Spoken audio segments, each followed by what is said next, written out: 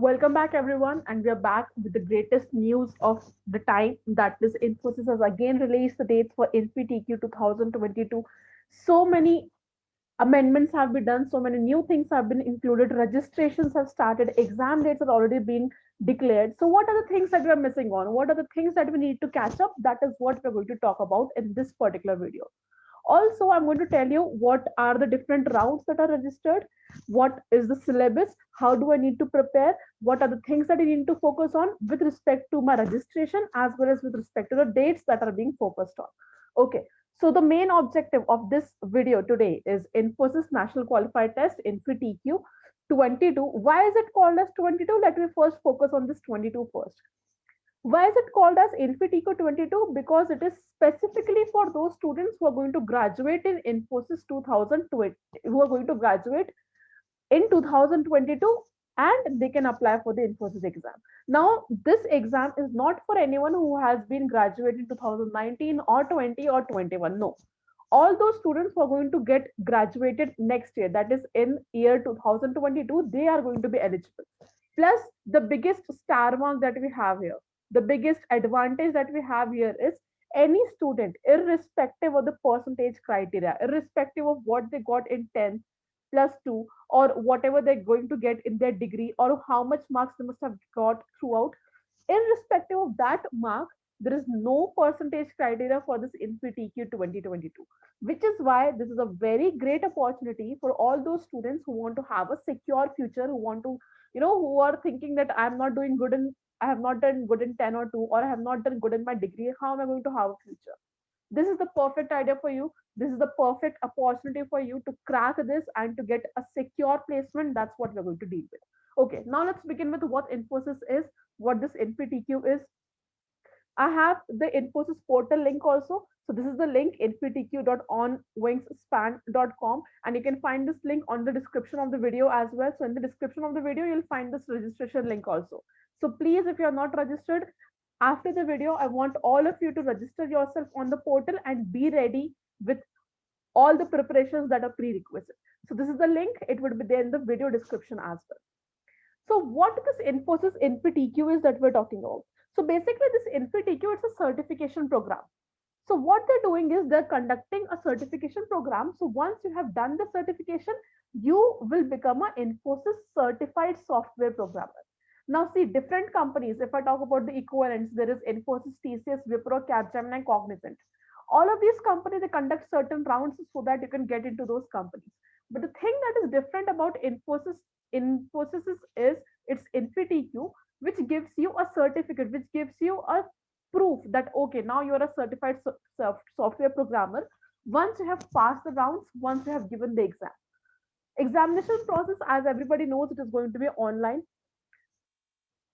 The registration end is not yet disclosed. That is right now, it is 11th of March only. The end date is not yet disclosed. That is when the registration is going to end. That is not disclosed yet. But we know that the exam is supposed to be on 2nd and 3rd April, and it is going to be in two slots. That is at 9 a.m. and 4:30 p.m.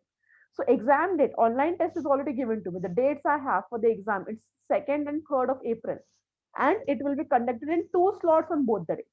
Registration ends. So what we can expect is if the exam is on 2nd and 3rd April, somewhere after 25th of March, the registration would end. That is what the expected end for registration is. But no, we are not going to wait for the last date. We are going to do the registration today itself and we will be ready for the exam. Now, about the test, if I tell you something, it's an online mode of examination. Various rounds are there, and one very, very important thing about this, again, a star mark. It's an advantage round. We are going to have, we're going to look at the advantage round also, that is already planned for this Infosys certification program in FTQ 22. Also, if you're getting a very good score, that is somewhere more than 65%, if you're going to get in the exam, you will be eligible for applying for higher paid roles also. That is a power programmer or maybe a certified system programmer or a system engineer, rather than the usual recruitment that they do, the system engineer, you can be eligible for applying for power programmers also. Also, these certifications will make you directly eligible for the interview. So after once you have the score, if you have a decent score, you'll be eligible directly for the interviews. You will not have to go through all those intermediate rounds that they have. Maybe one or two more technical rounds. You will not have to go through any of that. Get a good score, directly go to the interviews. That is what the overall deal is. Who can apply? Now, very, very important thing, who can apply for the Infosys? What is the eligibility criteria? All those students who are either a BE, BTech or ME, MTech, MSc, MCA or an MCM students, those who are going to graduate in 2022, they are eligible for applying to this particular exam. Important thing is INFI-TQ 22, this 22 is important. All those students who are graduating in 2022, may it be BE, BTech, it can be ME, MTech, MSc, BCA, MCM, anywhere, graduation in 2022 is important. Also, there is no minimum percentage criteria. So usually what we see, there is a 65% minimum criteria, or there is a minimum 60% throughout criteria. None of them is going to be applicable here. If you are having, even if you're having 50% in your 10th, or you're having 6.3 CGPA in your degree, that is irrelevant. Whatever percentage you have, you can apply for this. So this is a very, very important opportunity for all those students who think that they have a low score. Where are they going to be applicable for? Use this to get the best career that you can think for yourself. Now, what are the different rounds? So if I talk about the rounds for this particular exam, there are some rounds. Basically, there are 3 rounds for us. The first round of it is going to be a qualifying round. This is basically your first round for the exam. It is going to contain 40 questions, and a simple round of 1 hour is going to be the first round. You're going to have questions first. Now, see, Infosys is an MNC, so it is going to obviously focus on IT sector. The most common work of Infosys is in IT sector, so it is going to focus on coding only. So they're going to ask you 20 questions on either Java or Python.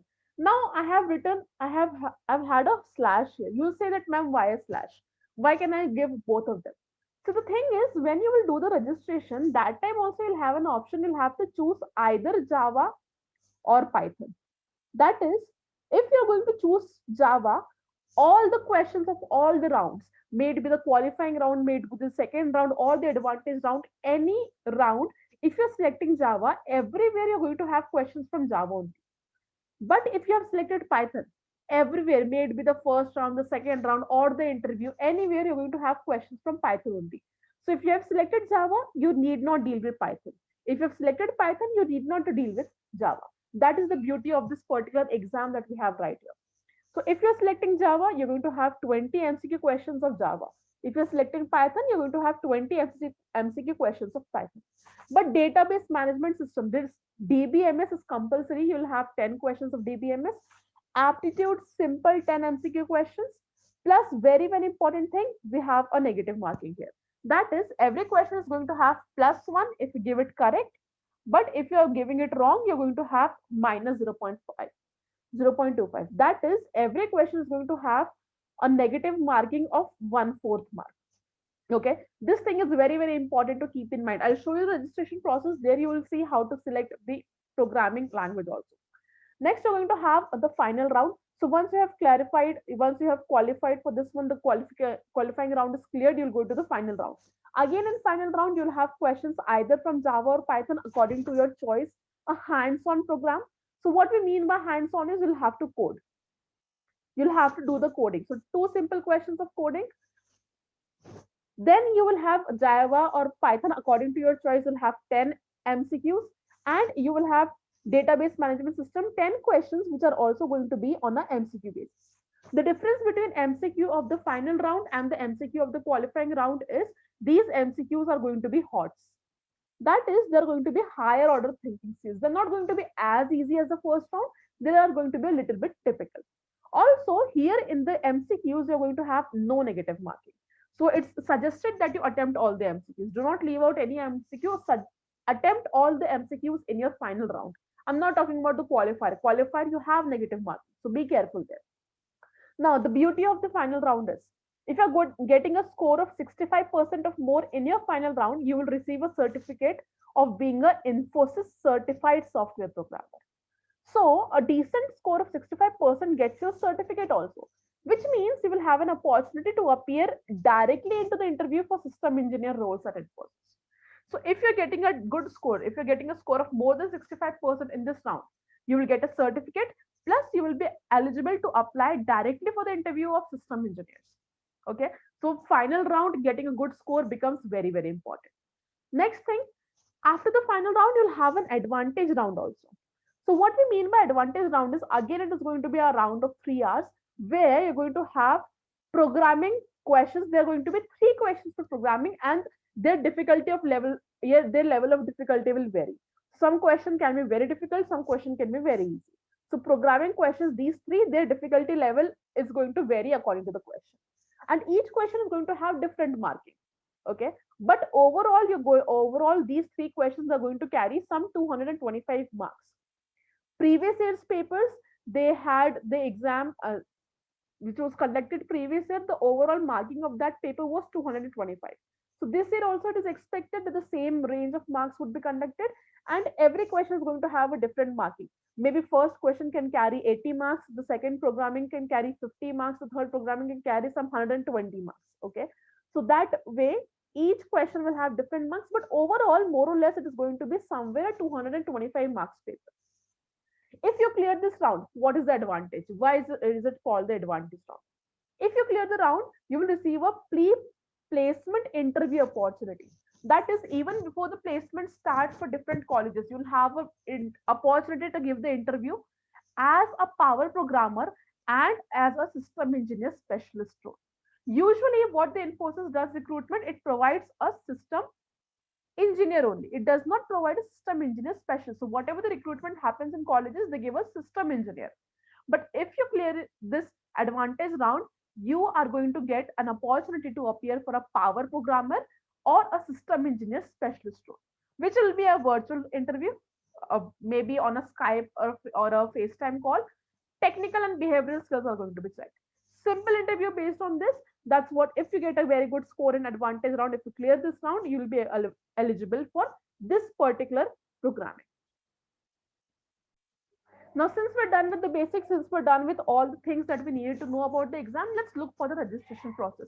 So the link that I told you, it is given in the description also. So when you will click on the link, you will directly go to the home page of Infosys on wingspan.com, where you will need to do the registration. Now the registration could be done even by filling out your details, or you can register directly with your Google or your Facebook account also. That is your choice. So give your name, give your email ID, give a password, confirm password, and do the registration. Okay, now one thing that is very, very important is, do not register with multiple accounts, because this has happened in past also. Students, they register with multiple accounts, and then because of this discrepancy, their registration gets cancelled. So do not register with multiple accounts, do not create multiple accounts. Once only, when you're giving your details, give correct details, because it is said into the Infosys main content that the details that you have once given, those details cannot be changed. So whatever personal details you're giving, may it be a phone number, may it be your email ID, those cannot be changed. So you have to be careful while giving out the details, your personal details. So I have already created a dummy account, so I'm going to show to you. After this, the registration process is very simple. You'll have to verify your email. Once you verify the email, you will go to the home page of Infosys. This is what the home page looks like. Now, the important thing here is, you have to register on Infosys certifications. Whenever you click on Infosys certification, you will see all the things that we have already discussed. You can see out there is Infosys certification, eligibility criteria, different routes mentioned. Previously, they had not activated this register now button, but now this register now button is also activated. So you'll have to go to register now. One thing that I want to tell you, there is some options, like there is learning journey, there is learning content, and there is simple test. If you do not have the content, if you're not sure as to what you should learn or what are the things that you should process, you can go to learning content also. So Infosys has already provided all the things that you should know. So if there are programming courses using Java, there is data structure and algorithms using Java, there is database courses, there is behavioral skill courses. So all the things that you need to know, they have even uploaded all that content on their website also. So if you're not sure from where to progress, or if you're not sure from where I should prepare, you can even prepare from their own site. So you can see there is select language option also available. You can select Python, you can select Java. So when you select Python, you will see all the courses they are that we need to prepare, all the things that we need to know regarding Python, that is available there. So all those things that could be seen from the learning content. Similarly, they have sample test also, but our focus right now is Infosys certification. When you will click on this, you have to go to register now. Okay. When you go to register now, see, I have created a dummy ID. I have given like all the things, my date of birth, bachelor's, there is country, state. Now, one thing that happens, many students, they face this issue when they go to institutes, they will not find their college name. A lot of times this happens that students are not able to find their college's name. So one thing that you can always do is, if you do not see your college's name, click for on other comma other. So your college, if it is not there in the list, it could be considered from other comma other. Give your date of birth, whatever your date of birth is, give your date of birth. All the details should be genuine. Click on submit. Now, they will again give you the pop-up. Please verify your details before submitting your registration. You will not be able to change these details once the registration is complete. Details could not be changed. Please give all the genuine details. Once this is done, you will be redirected to a page where you'll have to book your slot. So the next page where I goes on will be where I'll have to book my slot. Now, all you do have to do after this is give all your genuine details, your date of birth, everything, make it correct. And when you're going to go on submit, it will give you an okay. Now, very carefully give all your details genuine only, because you will not be able to change them once everything, the registration is complete. After this, you'll have to select the language preference. Now, I'm not going to do the complete registration, because the process that we have, it's a first come first serve basis. So you'll have to select your date after this, and you'll have to select your language preference. Now, since if I have created an account and if I will do the registration and I would not give the exam, and I would, obviously I'm not going to appear for the exam, because I'm not a student who is in need of job right now, or I'm not a 2022 graduate. And all the slots, the slot that you have, that is 2nd of April and 3rd of April, as we have already discussed, it is on a first come first serve basis. So I do not want to diminish the chances of anyone who is going to appear for the exam that day. So after this, I will not do the process, but you complete the process, select your slot very carefully, and select your language preference also, whether it is Java or whether it is Python. Select that very carefully, because all the subsequent rounds, the qualifying round, the final round, and the advantage round are going to be done in that particular language only. All the questions will be coming out either from Java if you've selected Java, or from Python if you've selected Python. So it's very important that you select your language preference very carefully. Okay. So if you have any doubts, you can ask to us in the comments. Just drop your comments into the video, and we will clarify all your doubts and look at all the things that we're supposed to do for the particular exam.